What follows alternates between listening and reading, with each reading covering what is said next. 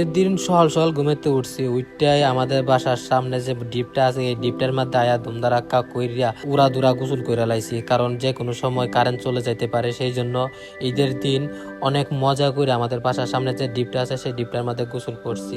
আর পানিটা এত ঠান্ডা, মানে কি বলবো, বলার বাহিরে এত মজার পানি।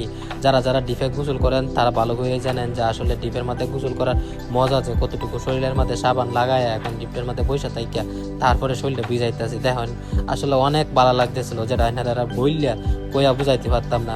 আসলে বাড়িতে এবার যে ইটটা কাটাইছি এই ইটটা যে এত মজা, এত ভালো লাগছে যা বলার বাহিরে। আর আপনারা একটা কথা কই যে আপনারা কেলা কই ইটটা কাটাইছেন এবার অবশ্যই কমেন্টে বলে যাবেন। যদি গ্রামে কাটায় তাহলে ঈদের ছুটিতে বাড়িতে গিয়ে তাহলে বলে যাবেন, আর গ্রামে যদি কাটায় হন তাহলে আপনি গোসলটা কই করছেন অবশ্যই বলে যাবেন। কিন্তু আর আমি কোনো গোসল করছি এনারা তো দেখছেন, এই তো বাসায় আইলাম, আয়া রেডি হয়ে গেলাম। রেডি হয়ে ছোট ভাইরে কইলাম আমার একটা স্লোমো ভিডিও করে দিই, তারপরে ছোট ভাই একটা স্লোমো ভিডিও করে দিছে। আর আমি স্লোমো ভিডিও শেষ কইরা মাঠে চলে গেছি নামাজ পড়ার জন্য। তো মাঠে গিয়ে দেখি সবাই নামাজের জন্য রেডি হইতেছে, যার যার জায়গা লইয়া।